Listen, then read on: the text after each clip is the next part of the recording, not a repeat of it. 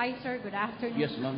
Just would like to get your thoughts of the acquittal of Janet Lim Napoles. As a prosecutor, what is the implication of her acquittal on her pork bar scam?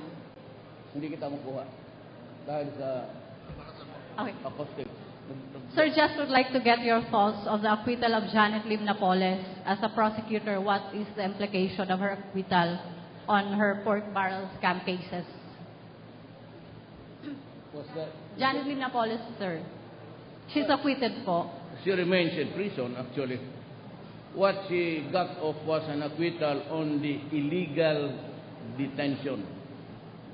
Maski ako talaga, as a former prosecutor, I cannot think of how a person could be a victim of being hostage when he had all the while, all the opportunity to go out and never come back, and was even allowed to go home.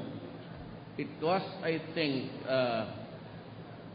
no offense intended, sadyang nagpapreso. Because, as you say, we were all spectators to the development. And even the revelations with the nuns, and in the apartment he was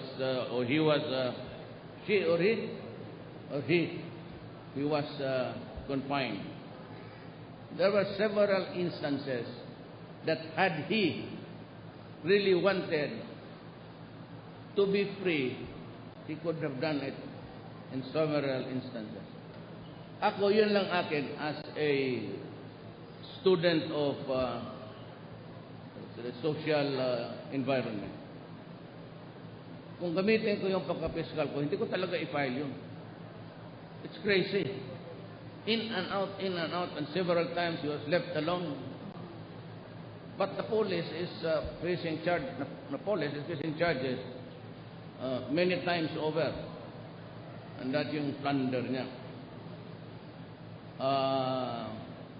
As to the question of whether or not she could be utilized as a state witness, there's a law which says that one of the requirements, at least she appears to be the least guilty.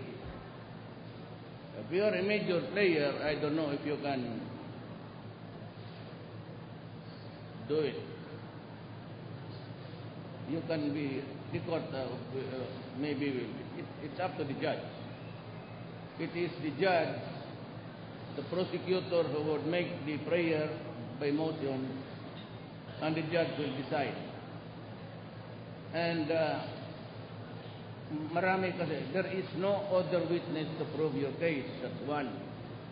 Second is that the proposed witness must appear to be the least guilty. So, if you are asking for an expanded explanation, it's just she appears to be the minimal player, not the major player in the commission of the crime. Kayo, sir, as a prosecutor, do you see her as the least guilty? No, it is pending in court. We lawyers are always advised never to comment because lalo na ako president, I will be liable for contempt. And I might be arrested. And I am busy now with my job, disperse money for the Philippines. And I do not want to go to prison upon my return unless you are ready to liberate me. Sir, last question. There are speculations that there is a sweetheart deal between the government and Napoles, and then you have appointed Lani David as the BIR Deputy Commissioner, one of her lawyers. Is there such? But, no, you have to understand lawyering. As we understand you, whatever you publish, trabaho lang po yan. We have to earn our keep. As a lawyer, when we accept a case, the only promise there is that we will do our best. but we will not corrupt the truth. That is the line that we have to be conscious of. Thank you, sir. Lawyering, ma'am, wala yan. Thank you, sir. Oh, si Hi, sir. CNN pala. Sir, the one-year appointment ban for the losing candidates in 2016 has already expired. Are you looking at appointing any of them now? Well, I just appointed in one day, parang ganon. I was thinking of many guys, but I remembered General Semato, who served above in the years when I was a congressman. He's a good officer, a true soldier, and I am impressed with this industry. Kaya naghanap ako ng tao, I reappointed him to be the special envoy to take care of the evacuation of Filipinos in the Middle East. And I remembered him to be truly a worker. He is a soldier. He will remain loyal to his oath. I can assure you that everything it would be all right, and the DNR is in safe hands. Sir, but are you looking at possible appointees from the pool of losing candidates in the 2016 elections? Can you give us names, if any, that you are considering? Puno na eh. Right after the elections, you have to face the reality of utang na loob. So ilagay mo yan sila doon. But for the key positions, hindi kasali yan. So the guy that must be appointed that position must measure to the requirements of the public office. Hindi yan pwede na basta-basta lang. And makita mo naman, they were not really at the scene of the crime. I mean, during the campaign, wala na ito sila. Except that they were there and I knew them as friends. And I believe in their integrity. Sir, just to clarify, si Mr. Cuy sa DILG and Mr. Manalo in DFA, are these appointments na kinukonsider nyo as OICs only po ba sila, or will they be appointed in permanent capacities? You really want to know? I'm asking. Who's the next? Saan ba si? May I call upon the Chief of Staff? General Anyo, can you come forward and be counted as one of the Filipinos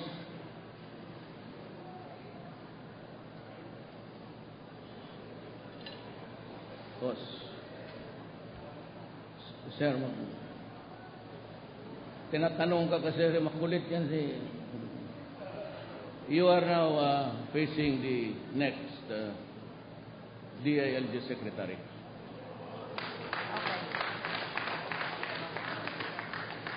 Kailangan ko kasi I have a problem with the police. And a military man, halos pareho-pareho lang yan ang, except that the police can really, mahirap ang police ngayon. I was reading, coming here, another spot report of 4 policemen again, kidnapping, putang na talaga ito mga police na to. So, you need somebody who knows the police by the fingertips, so isan. Kailangan yan, puro ano lang yan. And then, we have a problem with terrorism. What looms very big ahead is the IS. They are coming in. Bakbakad tayo sa Mindanao ngayon. As a matter of fact, I've been using the F-50A jets on bombing runs. And I'd like you to know that itong droga, wala itong katapusan. And if somebody there with the bleeding heart, drug is fueling the terrorism in the South. That's why we have a lot of promising drug lords there again. And Visayas is becoming doon palanding eh. Kasi kung mag-kidnap pa sila, it's a burden. They have to, it's like ibagahe, karga-karga pa nila yung victim nila. But ang droga, and they know that ang Pilipino gago, some but not all. Maski alam nila masisira sila, kakatok sila, may pumunta pa dito na doktor, umalis na ba? Buang na black na sinabi niya, ang shabu hindi daw makasira sa ulo. Kaya pala pumunta dito yung putang inang yun, sira ng ulo. At mag-a-announce dito. I was just listening to one of the stations and I heard the idiot, another idiot in this planet. Imagine saying that shabu cannot harm a person. Samantalang pagpapatayin mo nanay mo, pati tatay mo na yung guardian angel, nagbubulong sa iyo na. So he's retiring. I think it's really by May, June ka no? So, puro military halos. Si Roy, pati siya. May isang bakante pa, madagdagan ko pa ng isang military, kumpleto na yung hunta natin. Hindi na kayo sa magkudita. Nandiyan na kayo na. Pagod na ako. You know guys, you might think that I enjoy travel, jetting in and out. When you are old, saka estudyante pa kami, talagang, ayan, si Susan, yan, ang tiga-abang sa amin dyan sa domestic noon. Ako kasi congressman, I had to go home. I hate to travel because it makes me dull already. Even if you are tumatamaan na ako ng jet lag. Would you believe it, at one time we were talking sa bilateral, I think it was in, where was that, sir? For the first time in my life, kaharap ko yung Prime Minister, natulog ako, ginising ako niya sa Mr. President. Sabi ko, I was just thinking aloud. Di ko talaga kaya.